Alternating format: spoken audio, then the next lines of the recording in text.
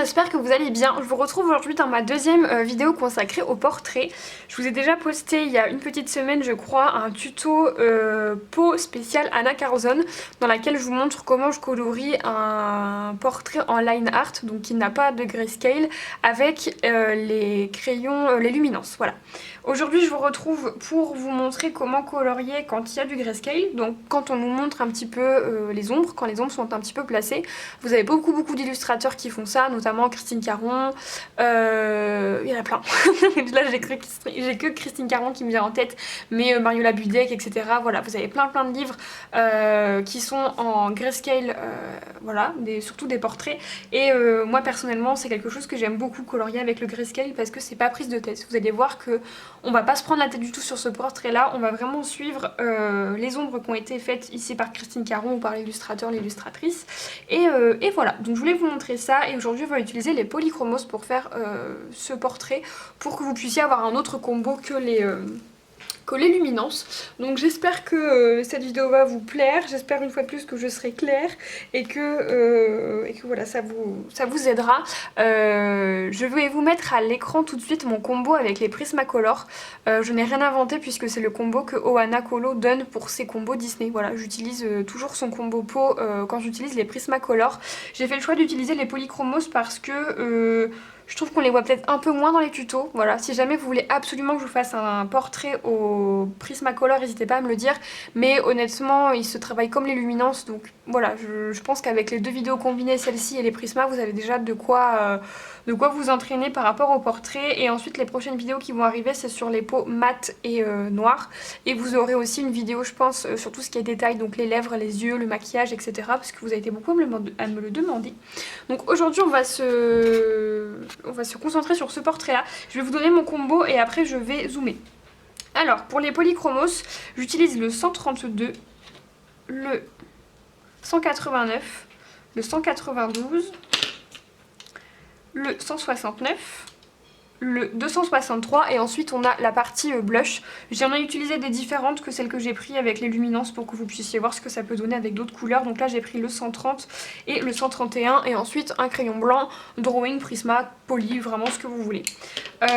Du coup là on va faire une peau plutôt claire, voilà. Maintenant on peut aller vraiment dans le très foncé avec ce combo là, mais c'est vrai que moi là je suis partie sur une peau claire et je vous ferai des peaux métisses, noires, foncées, etc. dans une prochaine vidéo. Donc nous allons zoomer pour que vous puissiez mieux voir.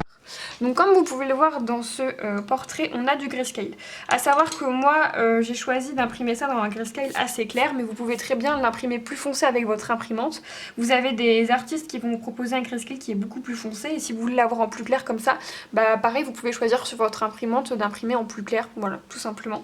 Donc ici on est sur un grayscale qui est pas très marqué, mais qui se suffit. Là vous pouvez voir qu'on a vraiment toute une partie ombrée. Au niveau du nez, le nez il est tout ombré, les paupières c'est pareil. Là au niveau des cheveux c'est pareil, on a toute une partie là qui est ombrée, on a l'arc de Cupidon, là on a la petite ombre du poussin, les oreilles elles sont toutes ombrées, les mains c'est pareil, vous voyez on a les petites articulations qui passent à droite à gauche, là on a les ombres complètement, une ligne de lumière là qu'on va pouvoir laisser, enfin voilà, pour moi le grayscale c'est vraiment ce qu'il y a de plus simple si vous souhaitez démarrer les portraits. On peut aussi utiliser les portraits de Emmanuel Colin par exemple, ils sont vraiment top, mais voilà, je vais vous montrer Christine Caron parce que ces portraits ils sont assez accessibles, on peut les avoir en PDF, vous pouvez les avoir sur Amazon, etc. Et je trouve que c'est des portraits qui peuvent faire peur parce qu'ils sont assez réalistes. Elle a une patte que moi j'aime énormément, donc c'est vrai que ça peut faire peur, mais vous allez voir que finalement c'est vraiment pas prise de tête et que le grayscale en termes de portrait c'est ce qui je trouve est le plus facile.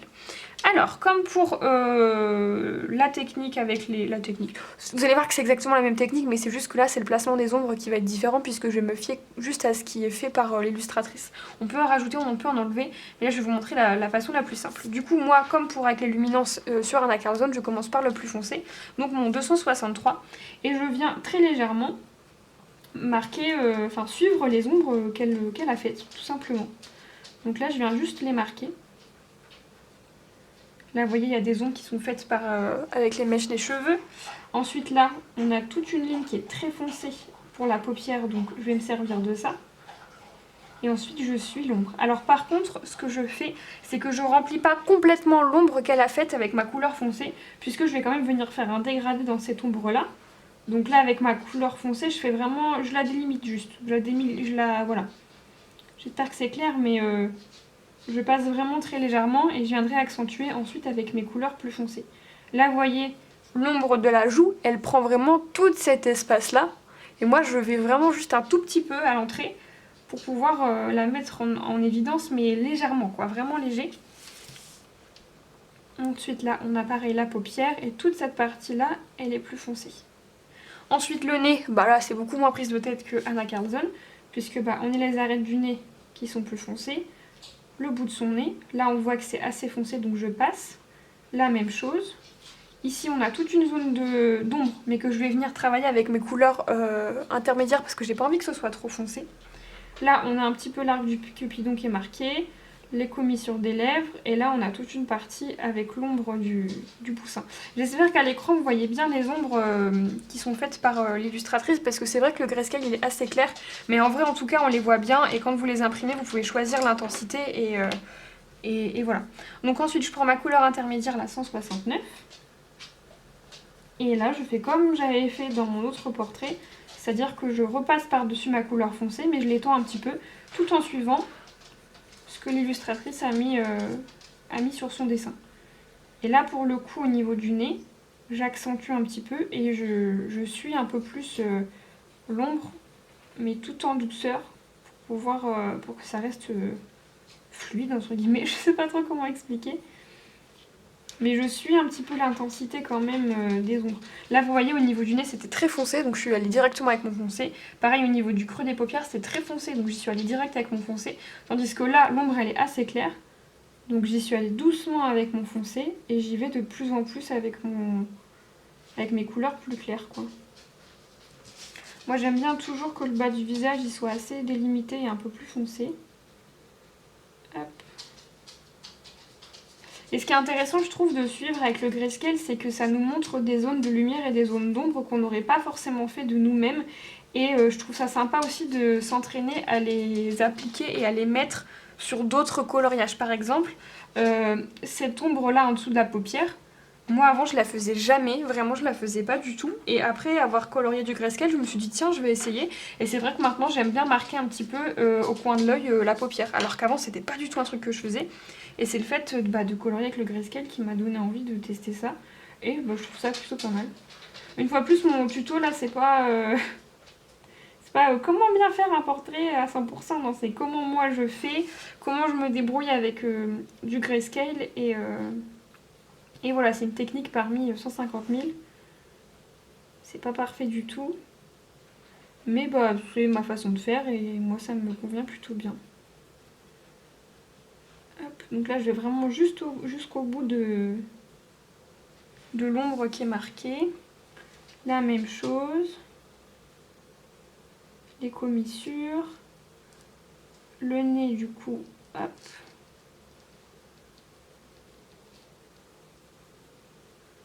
On a toute cette partie là. La paupière du coup ça va vraiment jusqu'en dessous. Et même chose si vous voulez vous entraîner pour tout ce qui est ombrage des yeux et des lèvres.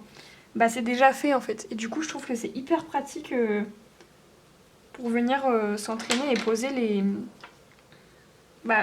apprendre entre guillemets à colorier les yeux, les lèvres et tout. Parce que une fois de plus c'est déjà marqué donc c'est beaucoup plus simple. Après si jamais on a envie de rajouter des ombres par nous-mêmes, rien ne nous en empêche. Hein. Là moi je suis complètement ce que Christine Caron a fait parce que ça me convient et parce que je trouve ça magnifique. La façon dont elle a d'ombrer, de mettre en couleur et tout, donc je fais vraiment ce qu'elle nous propose.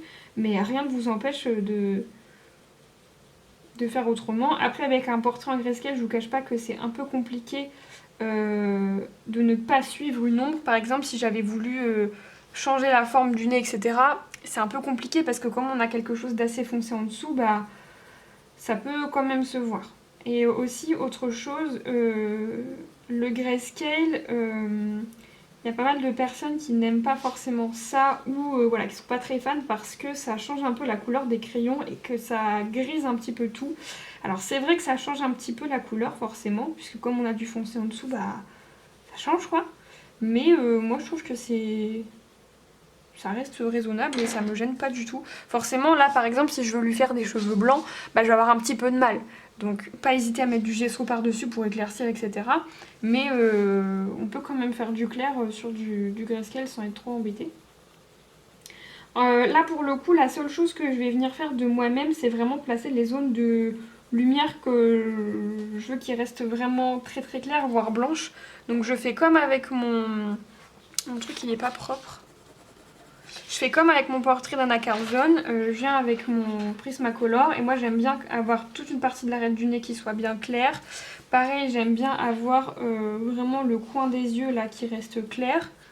Donc ça hop, je le fais un peu de moi-même là pour le coup il n'y a pas... Enfin, les zones de lumière comme ça que vous voulez qui restent un petit peu blanches, il faudra le faire encore de nous-mêmes parce que bah...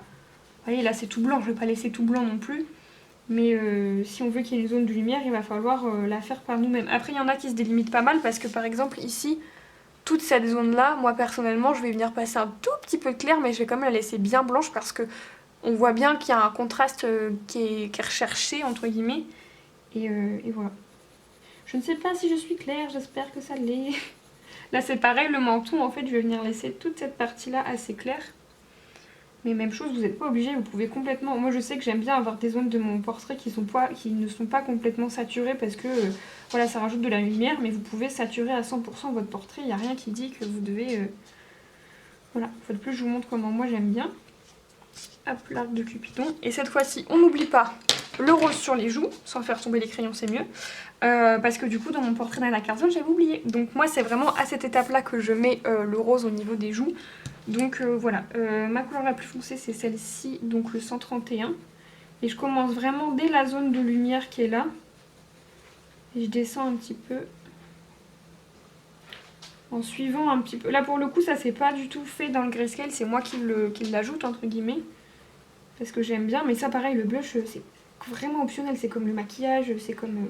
c'est optionnel à 1000%, vous le mettez, vous le mettez pas, voilà. Mais j'essaie de suivre un peu la forme qui a été faite de l'ombre, quoi. Voilà.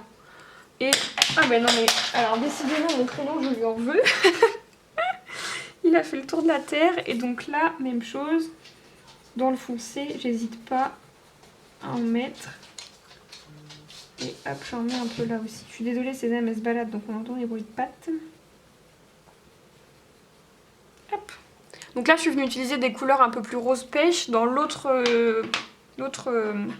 tuto que j'avais fait, j'ai utilisé des couleurs un peu plus vieux rose. On utilise ce qu'on veut. Si vous voulez mettre du rouge, du violet, voilà, on met ce qu'on veut. Et une fois de plus, c'est ce que je vous montre. Là, ça marche entre guillemets avec un combo peau naturelle, mais vous voulez faire une peau rose, une peau violette, une peau... peu importe, ça marche aussi.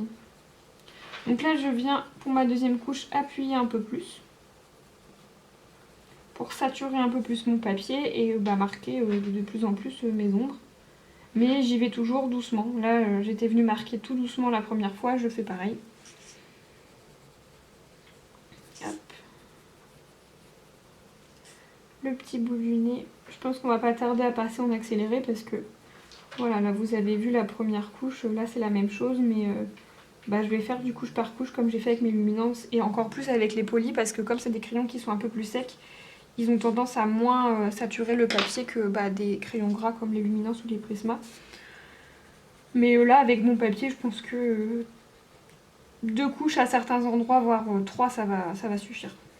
C'est un papier différent. Là, je vous ai pas dit, mais du coup le papier c'est c'est un Clairefontaine en 180 grammes et le coloriage il est aussi du Ferris 3 et il s'appelle Fairy Girl with Birds, voilà. Hop. Donc forcément sur le grayscale comparé au coloriage de Anna Carlson, j'y reviens, je compare avec celui-ci parce que c'est celui que j'ai fait en tuto, donc si jamais vous l'avez vu vous pouvez avoir une petite idée. Les ombres ici elles vont être forcément plus marquées puisqu'on avait déjà une base foncée en dessous. Et voilà, donc on va avoir un style de portrait avec des ombres plus marquées. Maintenant, si vous voulez que les ombres soient moins marquées mais toujours colorées avec du grayscale, il suffit juste de ne pas utiliser, par exemple, vous modifiez le combo et vous mettez pas la couleur la plus foncée en fait. Ça va vous permettre d'atténuer un petit peu le côté foncé du grayscale. et avoir un truc un peu plus clair et du coup des ombres qui peuvent être un petit peu plus diffuses et moins marquées. Moi c'est vrai que c'est ce que j'aime bien. Avoir des ombres assez marquées, ça ne me gêne pas, au contraire. J'aime beaucoup ça. Donc voilà.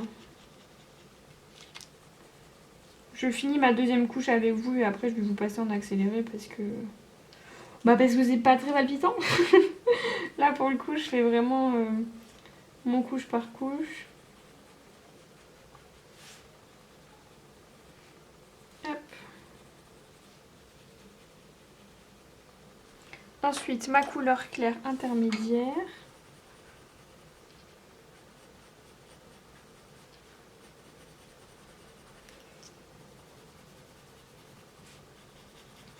Là on voit que c'est assez foncé donc on n'aura pas la place pour mettre du clair. J'espère que vous voyez bien, oui.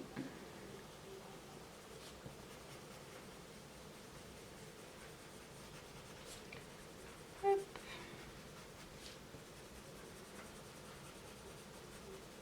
Et du coup pour mon blush vous allez voir comme le portrait d'Anna Carlson, je vais pas le repasser. Je le repasserai peut-être à la dernière couche si vraiment ça s'est trop atténué. Mais sinon je le repasserai pas plus que ça.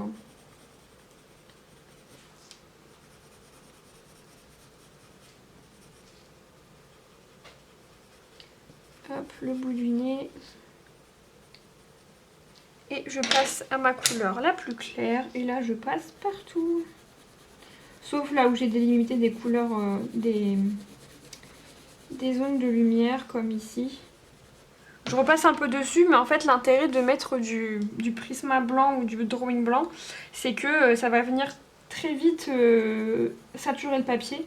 Et donc même si vous repassez dessus, vous n'allez pas pouvoir, là vous voyez, je n'appuie pas plus, pas moins. On voit que cette zone-là, elle reste un peu plus claire parce que sur ma première couche, j'ai mis du Prismacolor blanc. Donc comme le Prisma c'est plus gras que le poli et que j'ai bien insisté, du coup j'ai beaucoup plus de difficultés à passer par dessus et ma zone de lumière, ma zone reste claire et donc ça crée une zone de lumière. Là sur le nez c'est pareil, vous voyez je passe partout et on voit bien qu'à ce niveau là, là où j'avais passé du Prisma blanc, c'est saturé et du coup je peux pas passer plus que ça. Donc ça c'est pas mal de faire ça dès la première couche parce que même si vous oubliez où vous avez passé vos zones, elles vont se révéler toutes seules puisque le papier aura saturé quoi. Donc voilà où on en est pour 2 couches. Je vais venir passer ma 3e ou 4e couche. Et puis je vous retrouverai quand ce sera terminé. Je vais vous faire ça en accéléré pour que vous puissiez quand même voir un petit peu.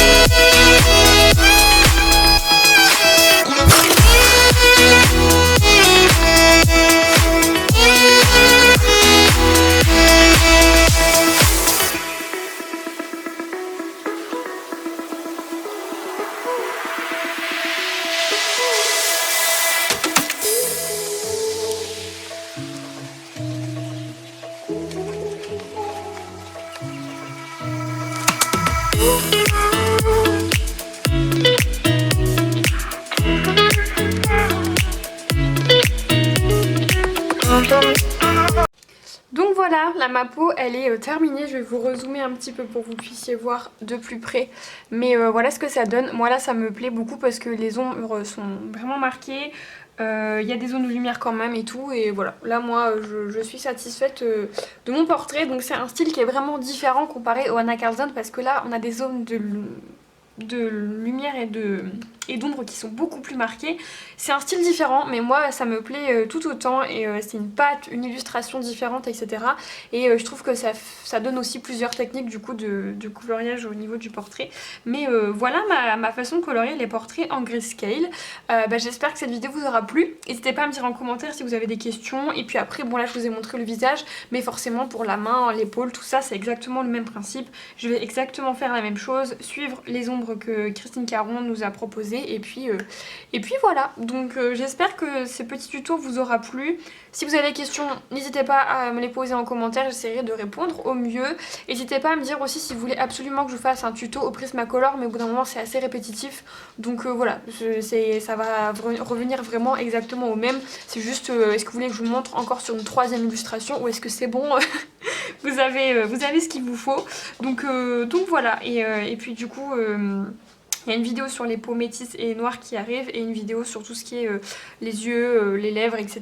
Donc voilà, j'espère que ça va vous plaire et que vous allez suivre un petit peu cette série de vidéos. Mais voilà, je vous remercie d'avoir regardé, je vous fais plein de bisous et je vous dis à la prochaine.